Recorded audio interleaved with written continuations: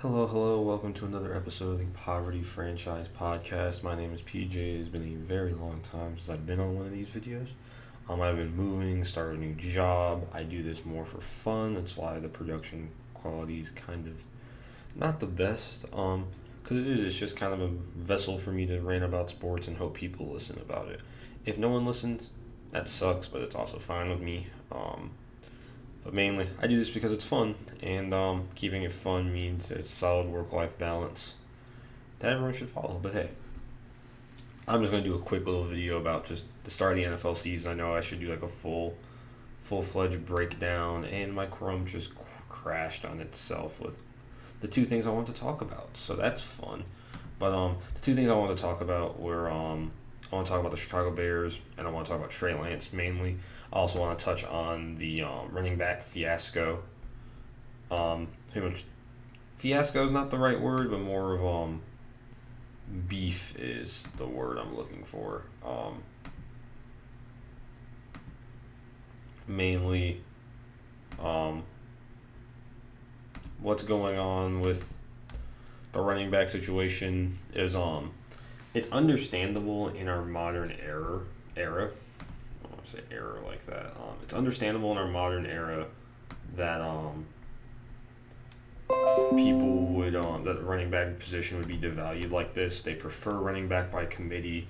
You'd rather just keep, you draft a late round pick, he develops into something good instead of giving him a second contract which can be used for your offensive line or receiving threat or the defensive side of the football, any position, choose your poison. Instead they go with a different approach, which is just you keep drafting that dude in like the third, fourth, fifth round. You keep him on the rookie scale contract for 3 or 4 seasons, and you move on from him because even if you draft them as a junior, a lot of running backs don't leave their junior year unless they're first round grades. But if they're a junior, they're going to be coming in at 22. Once 3 or 4, high probability is they were bell cow backs in college. They're going to need a lot of punishment, and there's going to have a lot of miles on them. Is the end of the story, and it's a brutal position. It's the most brutal position in football. And we saw with I think it's the fact that it happened so fast. And I think you can look at contracts, even somewhat successful ones like Christian McCaffrey's, right? Is that you don't build your offense around them anymore, and if they get hurt, you have all that money tied up in somewhere. Christian McCaffrey is not the biggest failure. Todd Gurley is the contract I think a lot of people look to and see like, oh, he was devalued. He devalued a lot after his kind of a freakish knee injury, which wasn't, it's no one's fault, but they saw what the Rams did and how much money was tied up, and they mentioned they come dead cap space, so they didn't want to do that anymore. And for the most part, a lot of these have been resolved for the most part. Pollard's under the franchise tag. I doubt he likes it. Henry McCaffrey are going to get paid regardless. Dalvin Cook situation I think was resolved. That's the one that eludes me right now. Austin Eckler is the one I know has not been resolved because he wanted to be traded. Josh Jacobs signed a 1-year deal. Zeke went to the Patriots, which is a good move for him. So we'll see when Chubb's number comes up. Cook went to the Jets, and again, as a team that is very win now mode, they can use the weapon. They have an aging quarterback. You're not really concerned if he gets hurt because you have a 40-year-old quarterback. Stuff is going to go wrong. A lot more than that's going to go wrong. And if you look at Dalvin Cook's numbers from last year, the yards per attempt at 4.4 aren't bad. 8 touchdowns, 1,100 yards. Played all 17 games, 264 touches though. But he has a lot of punishment, not the greatest injury history. That's the first season he's ever played all the games in a season. His first season was cut short by a torn ACL. He was tearing it up his rookie year. Right out the gate. then he's just been the normal ticky-tack injuries, ankle, calf, what have you. I don't know the specifics. I don't remember the specifics per se, but if you're looking at it, it's not the best look. And we'll see how the Austin Eckler situation, because he's the definition of the dime a dozen. He dumps out for nice little dump out passes. He doesn't really run between the tackles. He's above average running back when it comes to the ground game, but he's not going to blow your doors off or anything. So we'll see how that pans out for him. He'll be on a roster, and then you can even see it with a team like the Bears letting go of David Montgomery in exchange for just using Khalil Herbert and a committee behind him, because Khalil Herbert played really good ball last year, so I think it was okay to let go of David Montgomery, and the Lions valued, because they definitely have a more old school head coach, I'd say, than the Bears do. But I mean, with Travis Homer and then really Deontay Foreman as the number 2 guy, a nice veteran back, it should be fine. And then you got Tristan Ebner in the return game. Travis Homer's probably gonna be the practice squad guy. It's either gonna be Travis Homer or it might be Rashawn Johnson too. We'll see how that goes. We'll see how the cuts go. I know I'm doing this right before cuts, which is just perfect timing on my part. Speaking of the Bears, is a nice segue before I kind of get into the Trey Lance thing. I just want to kind of go over how they're doing real quick. So the Bears right now, pretty locked in at quarterback. The real battle's backup quarterback. Tyson Bagnet, I think, is going to have a spot on this roster. At the end of the day, the D2 guy is Shepard. He did decent in the preseason. I think between Nathan Peterman and P.J. Walker, I'd rather have P.J. Walker. He's played slightly better NFL snaps than Nathan Peterman. Nathan Peterman offers a bit more veteran poise, I think. But P.J. Walker is also closer to Justin Fields' play style, so for scout team purposes, I think that'd be the best bet. Also, Rashawn Johnson would be cheaper because he's not a drafted free agent.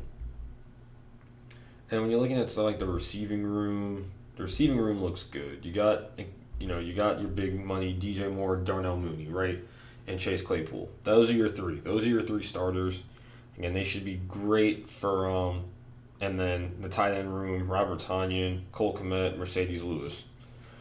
You have weapons all over the place. You have a dedicated blocking back, a veteran for the locker room and the tight end room too as well. A stalwart veteran in Mercedes Lewis going into his 17th season. The problem is where we get to is the line. Tevin Jenkins being hurt to start the year is not really the greatest thing. Cody Whitehair is being shifted around the line again. So we're going to have to see how that pans out. We're going to probably be playing Larry Borum again. Oh, Jesus Christ. Then we look at the defensive side. Gavron Dexter seems to be the day 1 starter, the 2nd round pick out of Florida on the defensive line. Travis Gibson wants to trade. They're probably getting a 7th round pick for him. He might just end up getting cut though.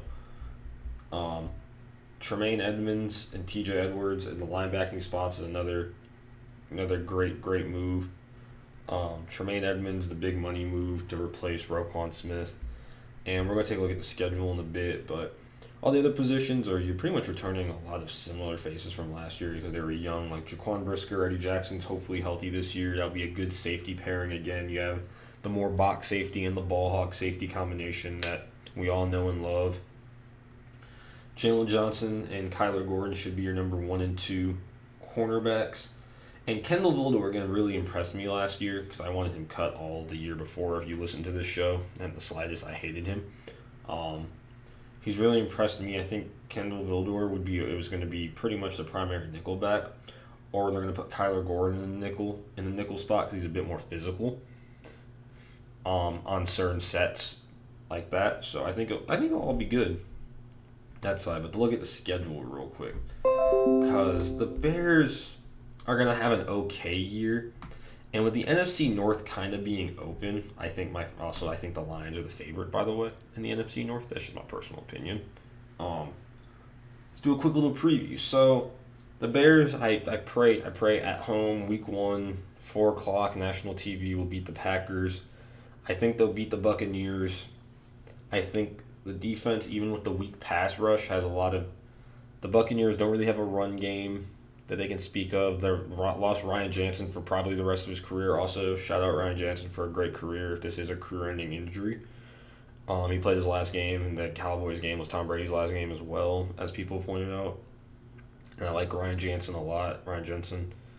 Oh my lord, messed up his name. But great center. It's a shame that his career ended the way he did. Probably should not try to tough it out for the team, but also shows a good quality. But players, I think, should always think about themselves in those scenarios when it comes to injury, that think of your longevity rather than the team. The institution's always going to be there. Your body is not going to be the same. Every year, the institutions, for the most part, are. So to look out for yourselves. Keep getting contracts till you can't anymore or till you don't want to anymore. But I think with the Buccaneers, you're going to have a weaker O-line, so even the weak Bears D-line, which is the weakest link on this team. The defense of the Buccaneers is still going to be pretty formidable. They're still going to have a decent good pass rush, led by Shaq Barrett and Vea clogging up the middle for the run game. Still great on all three levels of the defensive side as well. I think they should get out the win only because their offense is really just going to be Baker Mayfield praying to God that Mike Evans can catch the ball. I think it's a pretty easy one. The game plan is also the game plan Baker Mayfield into his bravado, into turning him into a gunslinger. I think if you force them to throw the ball an excessive amount, and with how decent the Bears DBs are, they should force Baker Mayfield into some pretty preventable mistakes. You can say the same that they're going to do the same with Justin Fields, but Justin Fields has that added factor of his mobility to think about as well. The Chiefs, we're going to lose. No, I'm not even going to. He's going to. Patrick Mahomes with time is unstoppable. So we're not even going to talk about that. Broncos, it depends on how the Sean Payton-led Broncos look this year. They could shake things out. This one is at home. They could shake it out a bit. It could shake off the rust, kind of get better. However, they could also not get better. Russell Wilson could really show his age. Their receiver room's been decimated by injury. Tim Patrick's out for another year. Jerry Jeudy's out to start the year. So they're in for it. They don't really have a running back worth mentioning. I better check myself before I say that. Let's see. Do they have a running back worth mentioning? Broncos fans, y'all do? I'll feel bad if they do. So I get for not researching and doing this before work. Haha.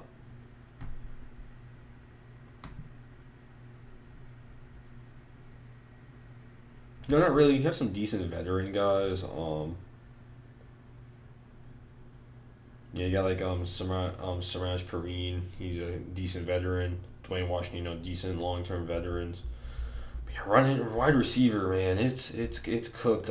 Please pray for Cortland Sutton to be healthy, because that's. Kendall Hilton's out too. The quarterback. You still got Albert O at tight end, which is a good look. But, and again, you're bringing in a good coach. It should revitalize the team. I think the Bears can win that one and start the season out 2-2. I think they can. I think they might lose on the road to the Commanders, only because I think the Commanders are going to be playing a chip on their shoulder. Their defense is shaping up to be a really good unit this year. I think if the offense is just a little competent, again, Jack Del Rio is a great defensive coordinator. They have Eric Bemeny, their offensive coordinator. I think I think the Bears will not win on the road. They might also revitalize by the fact that they don't have Dan Snyder as the owner anymore is always a good one. But you got a solid running game, guys like Brian Robinson Jr. We're gonna see what Sam Howell does this year. We're gonna see. Again, I think Jacoby. I don't know who's starting this year. I haven't really followed their QB storylines, but if I had to choose between Jacoby Brissett and Sam Howell, I'd rather give Sam Howell the run, unless he's truly not ready. Wide receiver room, of course, led by Scary Terry McLaurin, Curtis Samuel, Byron Pringle, solid receiving room. And the defense just has dogs on it, just straight dogs. Chase Young, if he comes back healthy, Montez Sweat, KJ Henry from Clemson, rookie year, nice rotational piece. You're going to see how he does. Darren Payne, big money guy.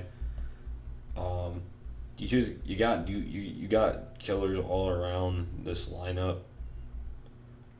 Their weakest piece might be the defense. You got dudes like Kendall Fuller on the back end, veteran cornerback. Your problem with them, also Emmanuel Forbes. Your problem with them is probably going to be their weakest link on defense. That's going to be that third level of defensive backs side. The Bears may have an air attack by then. I think they'll drop that game though, especially on Thursday night in a short turnaround from a physical defensive Broncos squad. I don't down the road. That's a tough one. I think they'll drop the first game against the Vikings at home. I think they'll beat the Raiders handedly. Even with Jimmy Garoppolo there, and Josh Jacobs coming back, I don't really think much of them. They're going to lose against the Chargers on the road. I think they'll beat the Saints on the road. Has them at 5-4 if my count is right. Let me see.